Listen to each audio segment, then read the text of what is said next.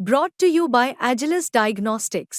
Health test की बात आती है तो मैं भरोसा करता हूँ India largest diagnostics company Agilus diagnostics. खुद को टेस्ट करते रहो। जहाँ इनकी गवर्नमेंट आती है वहाँ पर ईवीएम ठीक हो जाती है और जहाँ इनका गवर्नमेंट नहीं आता है फिर वहाँ पे ईवीएम पे क्वेश्चन मार्क उठाते हैं। जिन कंपनियों को अच्छे एम्प्लॉय चाहिए और जो लोग नौकरी करना चाहते हैं उनका तालमेल बना के हमारे कार्यालय के माध्यम से उनको जुड़वाएंगे और हम अपने गन्नौर में, इसलिए चंडीगढ़ पे हमारा हक नहीं है, उसको अपना दिमाग का इलाज ठीक कराना चाहिए।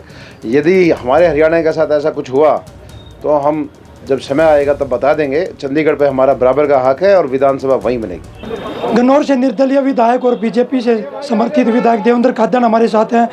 आपने धन्यवादी दौरे शुरू किए हैं, विधायक बनने के बाद पहली बार विधानसभा में पहुंचे और गन्नौर के मुद्दों को यहाँ पर रखा। किस तरह से गन्नौर के विकास में जो है वो तेज़ी लाई जाएगी? देखिए, गन्नौर विधानसभा के जनता का और पूरी 36 बिरादरी का धन्यवाद करने के लिए हमने एक कार्यक्रम बनाया है। कल 5 गांव के थे, आज 4 गांव के थे और वो धन्यवाद इसलिए ज़रूरी बनता है कि गन्नौर में ऐतिहासिक जीत 36 बिरादरी ने लगभग 36,000 से हमें इतने बड़े मैंडेट के साथ चंडीगढ़ भेजा है और इतने बड़े आशीर्वाद के साथ उतनी बड़ी उम्मीदें हमारे से हैं। तो लोगों की समस्याएं भी जाननी है और उन पर काम करना है, जो कि मेरी पहचान रही है। तो हर गाँव में जाते हैं, वहाँ की संबंधित अधिकारियों के साथ लेके और उनकी समस्याओं का साथ के साथ समाधान करें। गन्नौर में एक अंतर्राष्ट्रीय मंडी है जो पिछले 10 साल से बीजेपी भी कह रही थी कि इसको हम शुरू कर पाएंगे, कांग्रेस के समय में शुरू हुई थी, पर अभी तक वहाँ पर कुछ दिखाई नहीं दे रहा। उसका विकास कब तक पूरा होने की संभावना? देखिए, गन्नौर का विषय है और वहाँ से मैं प्रतिनिधि हूँ, लेकिन मेरी जानकारी में जहाँ जो अभी है काम चल रहा है और देखो बड़ा प्रोजेक्ट है, मुझे लगता है 2500 करोड़ का प्रोजेक्ट है, लेकिन पिछले दिनों से उसकी रफ्तार ठीक है और उम्मीद है कि तय समय पे काम होगा। विधायक जी, प्रदेश में खाद की कमी, किसान महिलाएं लाइन में लगी हैं, पुलिस स्टेशन के अंदर खाद बांटा जा रहा है और मुख्यमंत्री कह रहे थे कि खाद की प्रदेश में कोई कमी नहीं। देखिए, वो कुछ समय के लिए अफरा तफरी का माहौल था और अफरा तफरी इसलिए बोल रहा हूँ कि जिस किसान को 10 दिन बाद अपनी बिजाई करनी थी उसको भी ऐसा लगा कहीं मुझे खाद ना मिले, वो भी लाइन में खड़ा हो गया। मैं मानता हूँ, मैं अपने गन्नौर से सोनीपत से बता सकता हूँ, कुछ 5-7 किसानों की शिकायतें आई थी, उसी टाइम डिप्टी कमिश्नर साहब ने हमारा को ये प्रोवाइड कराया था।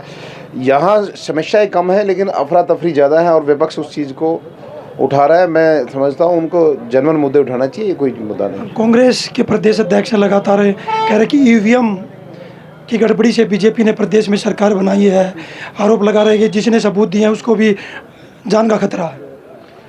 देखिए, जिसकी जान का खतरा है उसको सरकार के सामने लेके आएँ और उसकी जान बचाने की कांग्रेस को कोशिश करनी चाहिए। दूसरी एक चीज़ ये है कि ये इनका रटाया इनका एक स्लोगन बन गया है, जहाँ इनकी गवर्नमेंट आती है वहाँ पर ईवीएम ठीक हो जाती है और जहाँ इनका गवर्नमेंट नहीं आता है फिर वहाँ पे ईवीएम पे क्वेश्चन मार्क उठाते हैं।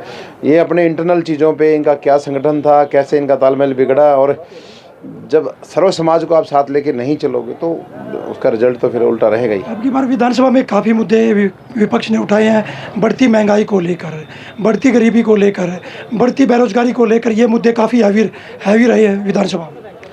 देखिए, एकाध किसी सदस्य ने उठाया होगा ये मुद्दा, मेनली मुद्दे दूसरे मुद्दे थे। और जहाँ तक बेरोजगारी की बात है, हम अपने सोनीपत से लें तो बहुत सारी इन्वेस्टर हमारे सोनीपत में आए हैं।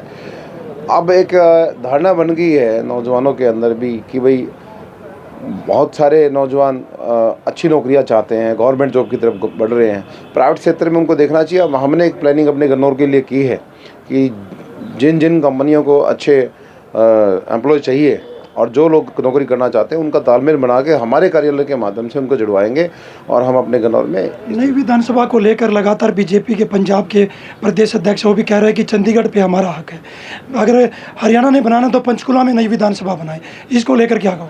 देखिए, मेरा इस विषय मानना है, जो चाहे वो किसी भी पार्टी का हो, मुझे इस बात से नहीं मतलब, जो ये कहता है कि चंडीगढ़ पे हमारा हक नहीं है उसको अपना दिमाग का इलाज ठीक कराना चाहिए। यदि हमारे हरियाणा के साथ ऐसा कुछ हुआ तो हम जब समय आएगा तब बता देंगे। चंडीगढ़ पे हमारा बराबर का हक है और विधानसभा वहीं बनेगी। आम आदमी पार्टी के पंजाब के मंत्री हैं, कैबिनेट मंत्री, वो भी कह रहे हैं कि हम चंडीगढ़ में जगह नहीं देंगे, चंडीगढ़ में नहीं बनने देंगे नई विधानसभा।